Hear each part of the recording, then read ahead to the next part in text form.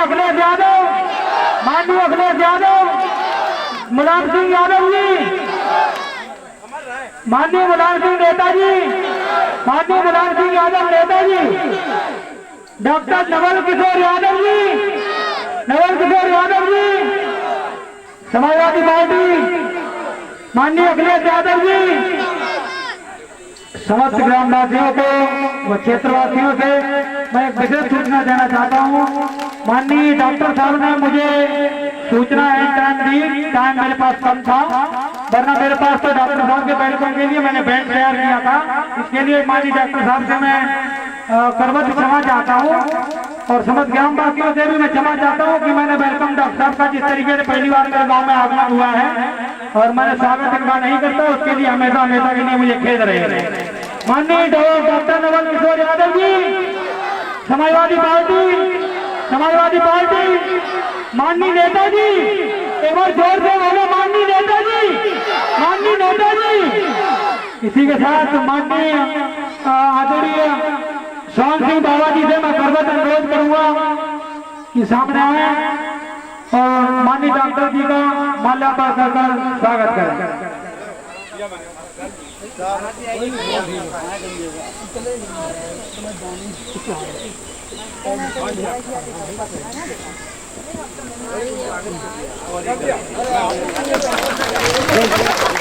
एक लोगों ने ध्यान दिया हो न दिया हो, थोड़ी सी मेरे से चूक हुई है, इसके लिए मैं समझ आता हूँ। माननीय डॉक्टर नवल किशोर साहब जी, सॉरी क्षमा चाहता हूँ, कोई नहीं। इसी के साथ एक बार मेरे साथ फिर दोबारा बोलेंगे। माननीय डॉक्टर नवल किशोर साहब जी, माननीय डॉक्टर नवल किशोर साहब जी। इसी के साथ मैं डॉक्टर साहब से अनुरोध करूंगा कि दो शब्द यहाँ पर कहें।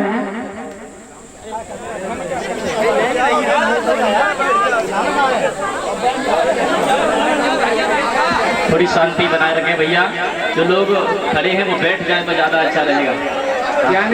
कुछ बोल लेने दें हमारे नेताजी को, आप लोग इतना शोर नहीं करें, थोड़ी शांति बनाए रखें भैया। कुछ बोलेंगे तो आपको सुनाई जरूर देगा, लेकिन बैठ जाओ भैया, थोड़ी जगह दे दो, थोड़ी जगह दे दो भैया।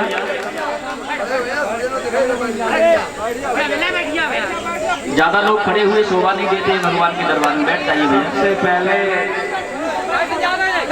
सबसे पहले नंगला मनका के इस ऐतिहासिक पंडाल में हमारी माताएं और बहनें और पिता बुजुर्गों को नमन करते हुए इस पंडाल को मैं शीश झुका के नमन करता हूं। और इस पंडाल की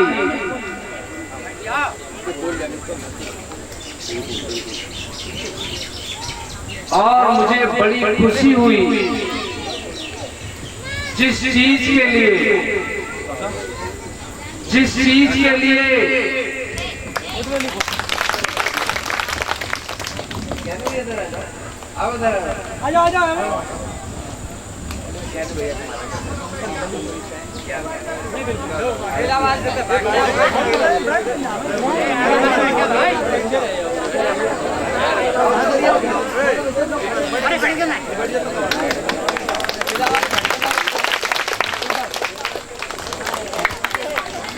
मुझे आज जान के इस पंडाल में बड़ी खुशी हुई और खुशी इस बात के लिए थी कि जहां हम डॉक्टर राम मनोहर लोहिया जी का सपना देखते थे, बाबा भीमराव अम्बेडकर जी का सपना देखते थे, आदरणीय नेताजी माननीय मुलायम सिंह जी का सपना देखते थे और वो सपना इस पंडाल में साकार हुआ और हमारे भाई टिंकू ने नवल किशोर के आगे नवल किशोर यादव लगाया। इसके लिए मैं बहुत बहुत धन्यवाद देता हूं, क्योंकि यादव और साकी की दूरी खत्म करने के लिए डॉक्टर नवल किशोर आया। मुझे बेहद खुशी है, चूंकि आज हमारी टीम नहीं है। आज मैं अभी नोएडा से आ रहा था, और इत्तेफाक से मेरी गाड़ी खराब हो गई तो मैंने धुमरी में भैया से अनुरोध किया, इन्होंने तुरंत गाड़ी एक उपलब्ध करा के आप लोगों के बीच में आने का काम किया। लेकिन आप लोगों से मैं रूबरू होने का जो मुझे काम आज हुआ है, उसके लिए मैं बहुत बहुत धन्यवाद देता हूँ। और इस कथा के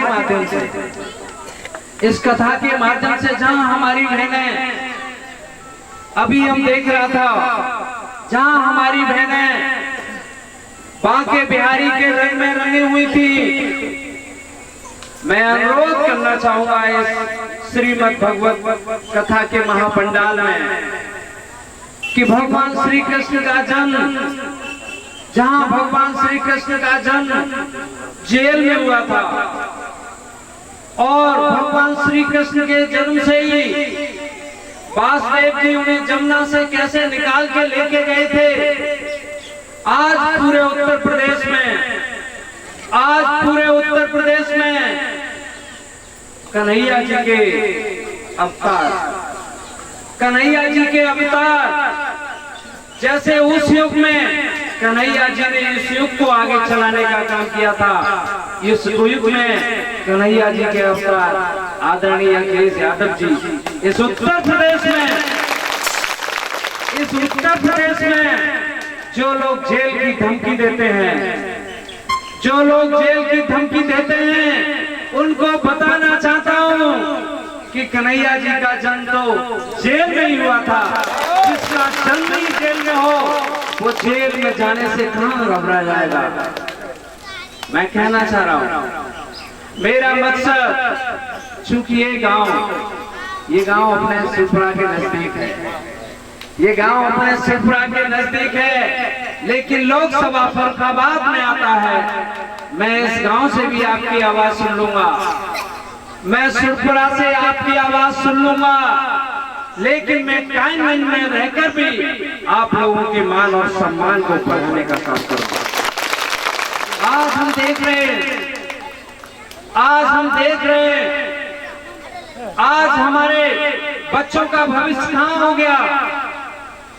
आज हमारे बच्चों का भविष्य बर्बाद कर दिया। बड़े बड़े सपने दिखाए थे कि हम किसानों की आमदनी दोगुनी करेंगे। क्या आमदनी दोगुनी हुई? हमारे किसानों के बच्चे जो फौज में भर्ती हुआ करते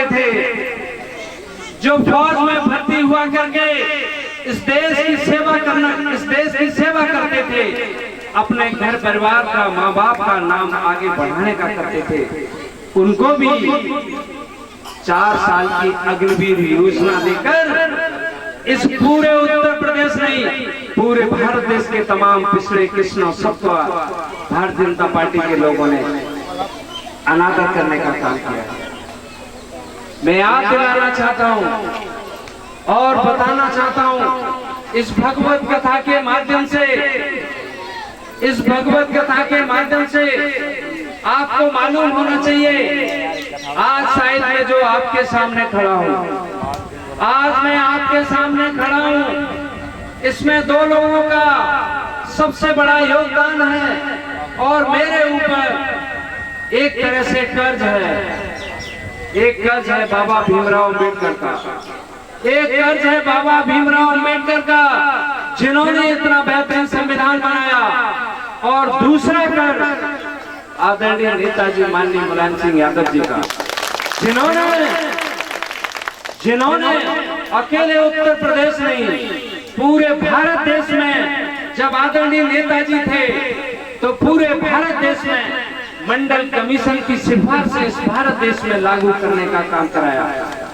और मंडल कमीशन की सिफारिशें जब लागू इस देश में हो जाती हैं, तो हमारी तमाम जो बहनें बैठी हैं, हमारे तमाम जो भाई खड़े हुए हैं, ये उस आरक्षण के दम पर पुलिस में जाने का काम करते हैं, दरोगा बनने का काम करते हैं, एसडीएम बनने का काम करते हैं। और डॉक्टर नवल किशोर जैसे किसान का बेटा, किसान का एक बेटा, वो एक गांव से निकलकर किंग जॉर्ज मेडिकल कॉलेज के साथ देश में विदेशों की मेडिकल कॉलेज में पढ़ने का काम करता है। ये सब मेरी योग्यता नहीं है। उस समय तो जब मैं पढ़ाई कर रहा था, उस समय जब मैं किंग जॉर्ज मेडिकल कॉलेज में पढ़ाई कर रहा था, तो मुझे लगता था कि ये मेरी अपनी योग्यता है। आज हमने 50 चैप्टर पढ़ के उत्तर प्रदेश की जो पोस्ट ग्रेजुएट परीक्षा है वो प्रथम स्थान प्राप्त कर लिया, लेकिन मेरी अपनी योग्यता नहीं थी, वो योग्यता थी आदरणीय नेताजी माननीय मुलायम सिंह यादव जी। अगर नेताजी ने इस देश में, इस उत्तर प्रदेश में मंडल कमीशन की सिफारिश लागू नहीं होती तो एक किसान का बेटा डॉक्टर नहीं बनता, एक किसान का बेटा एसडीएम और कलेक्टर और जज नहीं बन पाता। आज आप देख लीजिए 1990 के दशक में नेताजी का जो योगदान था, आज कितने साल हो गए? तकरीबन 30 साल हो गए। तो 1990 में जो बच्चे हाई स्कूल और इंटर में पढ़ते थे उनको आरक्षण का लाभ मिला। उनके घरों की और परिवारों की स्थिति देख लीजिए। आपके गांव में भी मुझे लगता है एक नौकरी करने वाले का अगर घर होगा तो मुझे लग रहा है पूरे गांव में सबसे बड़ा और सबसे अच्छा घर होगा। ये घर उसकी अपनी योग्यता नहीं है, ये योग्यता किसकी है? आदरणीय नेताजी माननीय मुलायम सिंह यादव जी की। मैं धन्यवाद देना चाहता हूं आदरणीय अखिलेश यादव जी को, जिन्होंने बाबा भीमराव अंबेडकर, डॉक्टर राम मनोहर लोहिया और नेताजी के कारवां को आगे बढ़ाने का काम किया। और आदरणीय अखिलेश जी ने हमारे गांव में जो स्कूल पास में नहीं, दूर हुआ करते थे, छोटे छोटे बच्चे नहीं पहुंच पाते थे, उनको साइकिलें देने का काम किया।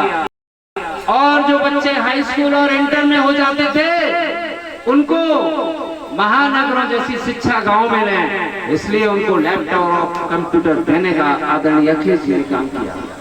मैं धन्यवाद देता हूं कि हमारी बहनें जो बड़ी हो जाती थी और बाहर पढ़ने जाती थी, उनके पास पैसा नहीं होता था, तो कन्या विद्याधन के नाम पर आदरणीय अखिलेश यादव जी ने कन्याधन देके तमाम इस उत्तर प्रदेश की करोड़ों करोड़ों हमारी बहनों को आगे बढ़ाने का काम किया। इसलिए इस पंडाल में आज युग में आया हूं, आज मैं आपके बीच में इसलिए आया हूं, आदरणीय अखिलेश जी और नेताजी का संदेश लेके आया हूं। मैं कह रहा हूं उस समय कन्हैया जी के काल में, कन्हैया जी के काल में जरूर इस धरती पर आतंक मचा होगा, आतंक मचा होगा, और वो आतंक आज फिर मच गया है। इसलिए हम सब का उद्धार करने के लिए आदरणीय अखिलेश यादव जी कन्हैया जी के दूत बनकर आके अकेले उत्तर प्रदेश नहीं, मैं क्या कह रहा हूं, बाबा भीमराव अंबेडकर के संविधान की ताकत है, बाबा भीमराव अंबेडकर के संविधान की ताकत है। एक चाय बनाने वाले को देश का प्रधानमंत्री बनाने का अगर काम करता है तो भारत का संविधान करता है।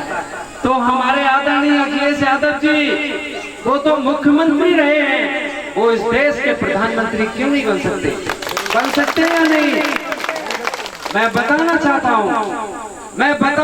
हूं आज भारतीय जनता पार्टी के लोगों ने इस देश में इस तरह से प्रोपेगेंडा फैला दिया है और ऐसा माहौल क्रिएट कर दिया है कि पूरे भारत देश में भारतीय जनता पार्टी की सरकार है।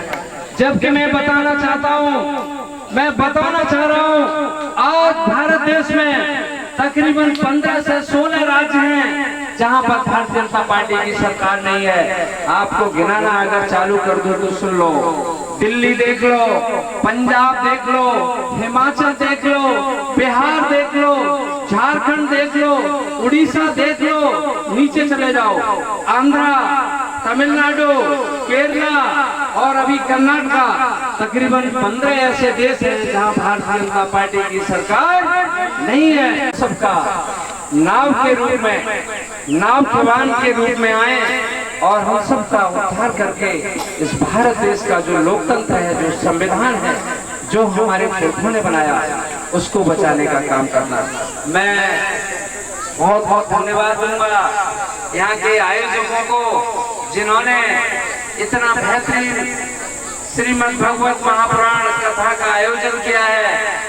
और हमारे शास्त्री जी बड़े ही हंसमुख हैं, हम देख रहे हैं, मुझे पूरा भरोसा है कि ये लोग आप लोगों को मंत्रमुग्ध करते होंगे और इनसे अनुरोध करना चाहूंगा कि बच्चों में शिक्षा का और ज्ञान का प्रभाव करने का काम करें, क्योंकि जब ये आगे बढ़ेंगे तभी हमारे घरों की तरक्की होगी और हमारे समाज की तरक्की होगी, प्रदेश और देश की तरक्की होगी। इन्हीं बातों के साथ मैं पूछना चाहता हूँ और मैं अपील करना चाहता हूँ, तो कितने ऐसे लोग हैं जो आदरणीय भैया जी को इस देश का प्रधानमंत्री बनाना चाहते हैं? हाथ उठाएं। सब लोग चाह रहे हैं। और फर्रुखाबाद में कितने ऐसे लोग हैं जो परिवर्तन चाहते हैं कि यहाँ से समाजवादी पार्टी का डंका बजे? सारे लोग। बहने माताएं क्या सो गई? डॉक्टर नवल किशोर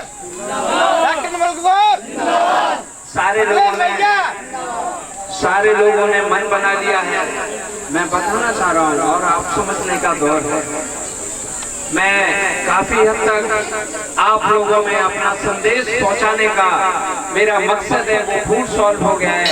और इसका उदाहरण ये है कि नवल किशोर साथी को आज लोग डॉक्टर नवल किशोर यादव करने लगे हैं। ये मेरा जो सपना था वो धरातल पर साकार हो रहा है। इसके लिए भी मैं बहुत बहुत धन्यवाद करता हूं।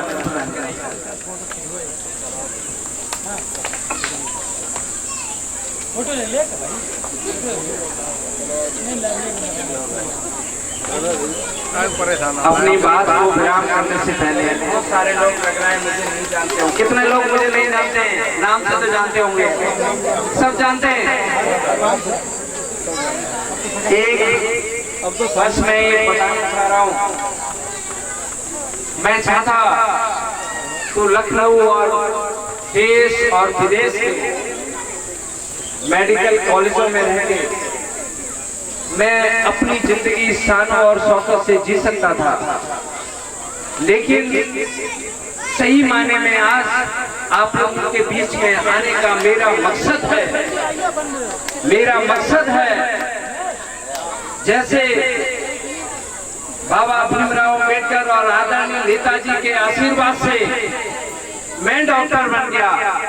अब मेरी निहायत जिम्मेदारी बन जाती है जो मेरे छोटे भाई और बहन हैं, जिनके माँ बाप के सपने हैं कि उनका बेटा भी डॉक्टर बने, इंजीनियर बने, IAS बने, PCS बने, बड़ी बड़ी पढ़ाइयों से करके अपने माँ बाप का नाम रोशन करे।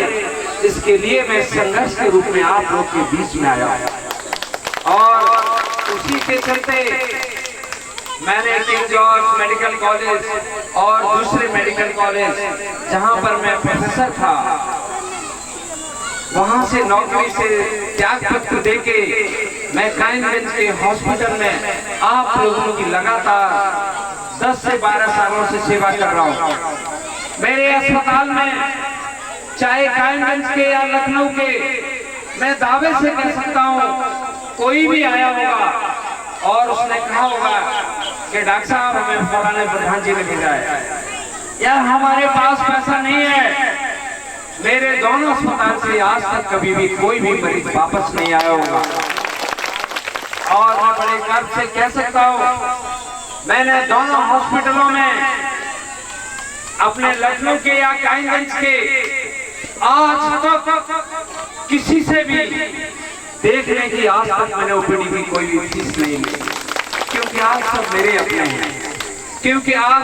अपने हैं। और चूंकि जब मैं डॉक्टर बन जाता हूँ तो मेरी जाति और धर्म भी खत्म हो जाती है। जब मैं एक डॉक्टर बन के तमाम लोगों की सेवा करने का काम कर सकता हूँ तो एक राजनीतिक जिम्मेदारी जब मुझे मिलेगी तो मैं आप लोगों के मान और सम्मान को ऊपर बढ़ाने का काम करूंगा। अपनी बात को विराम करते हुए मुझे एक जगह और शिक्षण में जाना है, इसलिए अपनी बात को विराम करते हुए मैं माताओं और बहनों के चरणों में शीश झुकाकर अपनी बात को विराम करने से पहले आपको आश्वासन देता हूँ कि अगली बार इस बार की कथा अपनी बात को विराम करते हुए मैं बहुत बहुत धन्यवाद देता हूँ। हमारे आदरणीय परिषद जी और माता जी के चरणों में शीश झुकाते हुए पवित्र पंडाल को नमन करते हुए युवा साथियों को बहुत बहुत धन्यवाद देते हुए प्यारे प्यारे बच्चों को ढेर सारा प्यार करते हुए मैं अपनी बात को विराम देता हूँ। बोलिए बांके बिहारी लाल की, बांके बिहारी लाल की। हम कहेंगे आदरणीय नेताजी, आप क्या कहेंगे? अमर रहे आदरणीय नेताजी माननीय मुलायम सिंह यादव। बहुत बहुत धन्यवाद। अंत में यहाँ की जो समिति है, कल भंडारा होगा, भंडारे में पूरी दान के लिए मेरी तरफ से 5,000 बोलिए गोविंद भगवान की। और